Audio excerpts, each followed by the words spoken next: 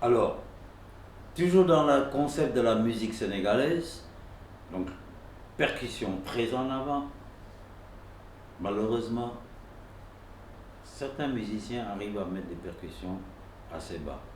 Vous écoutez Oasis Diop, mais c'est pas la même culture. C'est un Sénégalais, mais il n'a pas la même culture que les autres Sénégalais.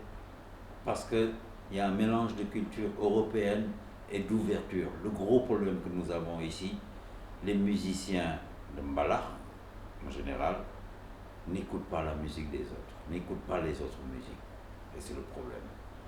Alors, on va arriver à un moment donné, on arrive sur quelque chose pour lequel je n'ai jamais été d'accord. Le clavier, où on me parle d'une façon de jouer le clavier dans le mbalakh que nous appelons, enfin, qu'ils appellent, je parle bien des musiciens, marimba. Espèce de balafon mélangé, balafon, bois, vibraphone, lamelle en fer. Franchement. Franchement. Et tout le monde se revendique de dire c'est moi qui ai inventé le marimba. Ou le style marimba. C'est ça qui fait la particularité, soi-disant, du mbalakh. C'est du n'importe quoi. C'est du n'importe quoi. Le marimba utilisé comme ça à tout bout de champ sur un clavier. Le clavier, vous avez combien de sons? Vous avez une centaine de sons, milliers de sons.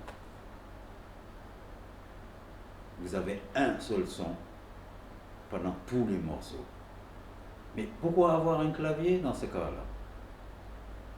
Mais ceux qui jouent les claviers, qui font ça, ils n'ont pas réfléchi à ça, excusez-moi, mais... Excusez-moi, quoi.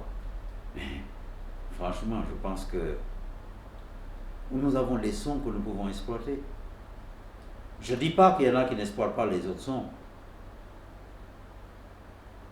Mais me dire que le marimba, qui est un son qui se trouve dans le clavier, et dans la plupart des claviers, est le son du mbalakh, mais pour moi, franchement, c'est complètement aberrant.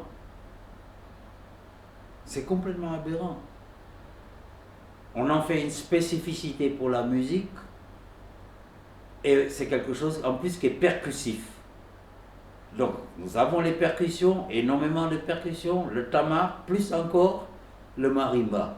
Mais attendez, les arrangeurs là, enfin ceux qui s'appellent arrangeurs, en fait qui sont des dérangeurs, hein, soyons clairs. Hein. Au Sénégal, nous n'avons pas d'arrangeurs, mais nous avons beaucoup de dérangeurs. Et ces dérangeurs, ils dérangent les oreilles des gens. Mais je ne veux pas être trop critique parce que franchement, j'ai déjà été et je sais que ça ne va pas plaire à beaucoup de gens. Mais qu'est-ce qu'il faut faire? Se remettre en question. Simplement se remettre en question. Qu'est-ce qui fait que nous sommes arrivés à cette... Parce qu'on est dans une impasse de la musique sénégalaise. Je ne veux pas trop me focuser sur la musique sénégalaise, c'est-à-dire me baser simplement sur la musique sénégalaise. Mais d'un autre côté, qu'est-ce qui se passe? La musique rap, la musique hip-hop, mais il y a extrêmement de bonnes choses qui se font actuellement au Sénégal. Parce que la langue Wolof, elle est extraordinaire. Moi, quand j'entends les gens qui arrivent à faire des rimes avec le Wolof, mais je suis tellement étonné, parce que le Wolof est une langue qui est très imagée.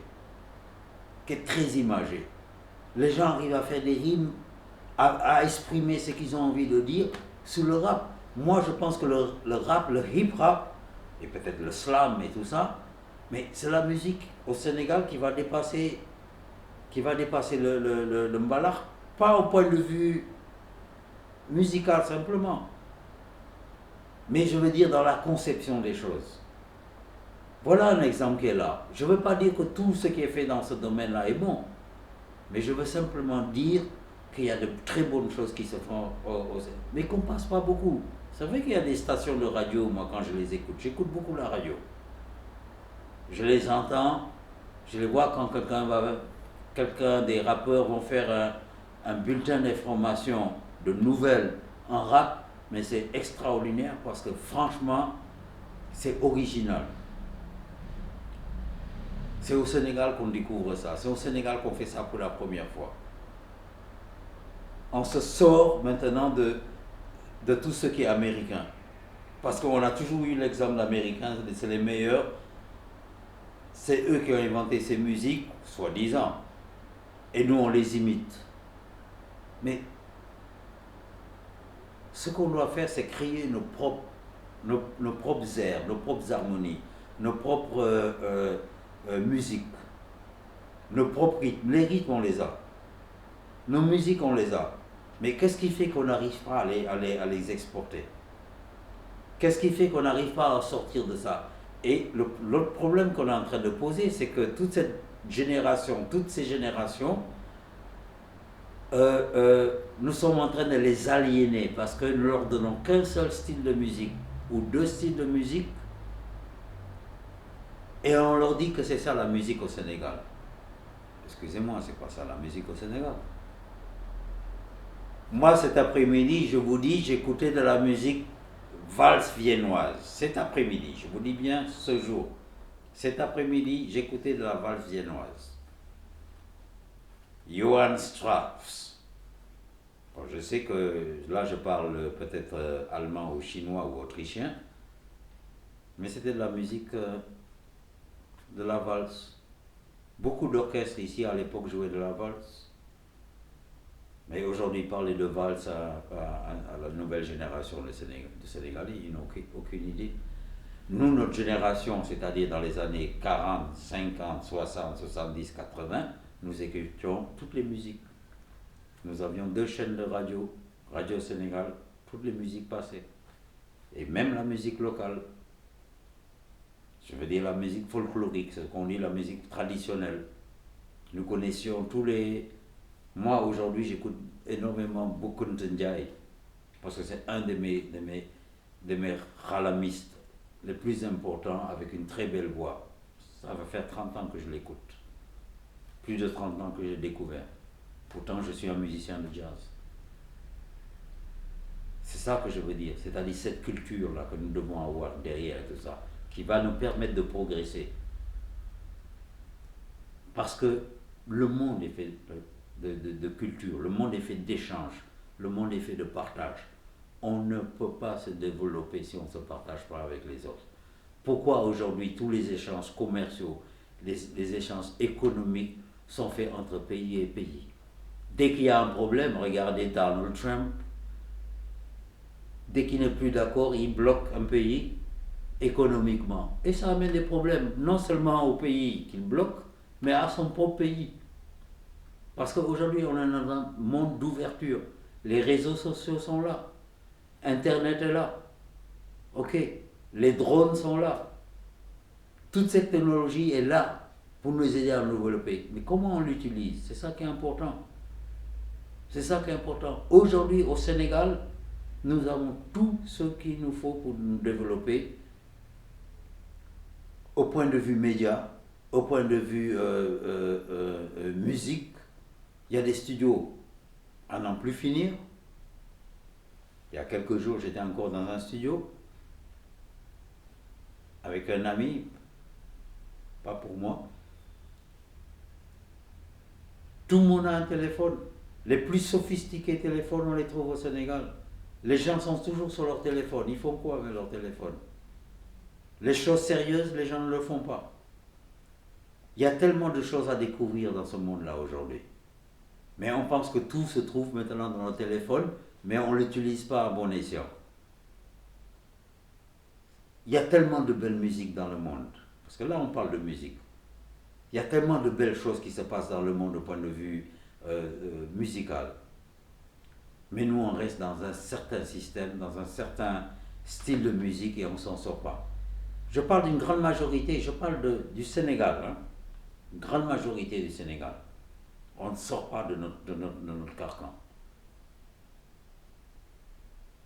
Mais moi, ma génération, on écoute toutes sortes de musique. Enfin, nous allons disparaître, hein, parce que là, on a dépassé l'âge maintenant. Mais on continue à écouter mais c'est ça qui nous a forgé, qui nous a amené ce que nous sommes aujourd'hui. Mais cette génération qu'on est en train d'inculquer que la musique a commencé avec le mbalach, on les amène nulle part. Vous allez n'importe où, baptême, mariage, cérémonie culturelle, on ne met que les mêmes musiques, que les mêmes musiques. Et c'est ça qu'on est en train d'inculquer à nos enfants, pour ceux qui ont des enfants. C'est ça qu'on est en train d'inculquer à cette nouvelle génération. Et on leur dit c'est ça qui est votre culture. Non, ce n'est pas notre culture. C'est ça que je veux faire comprendre. Je n'ai pas envie de critiquer et de dire simplement je critique pour critiquer. Mais je veux que les gens prennent une certaine conscience par rapport à ce qui est en train de se passer dans ce pays au point de vue musique. Je ne peux pas parler de tout parce que l'art aussi est très développé au Sénégal. Nous avons une biennale des arts, nous avons beaucoup d'expositions, nous avons un nouveau centre d'exposition qui a été créé récemment. Nous avons beaucoup de manifestations culturelles, musicales et tout ça dans les quartiers, dans les instituts, etc. etc. Nous avons des écoles de musique, des écoles d'institutions qui enseignent l'art et la musique. Donc ça veut dire qu'il y a des choses qui se passent. Mais le produit que nous avons, que nous écoutons tous les jours, et on nous formate avec un certain style de musique, avec un certain style d'art, parce qu'on dit que c'est ça qui est là.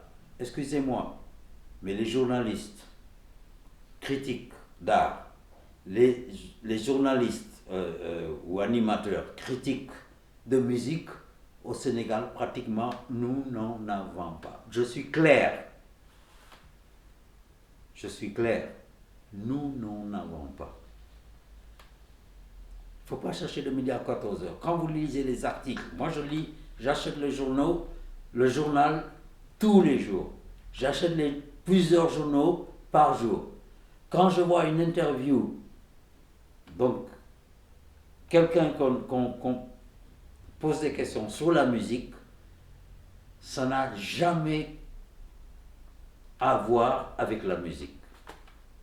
On interviewe une femme, soi-disant chanteuse, parce que au Sénégal, il y a très peu de chanteuses. Il y a beaucoup de chanteuses, mais il y a très peu de chanteuses qui sont élues. N'importe qui se lève dit je suis chanteuse. N'importe qui se lève dit je suis chanteur.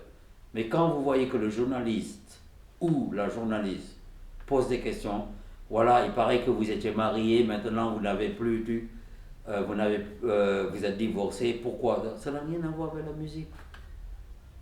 Vous interviewez quelqu'un sur la musique, sur son art, mais posez-lui des questions sur son art.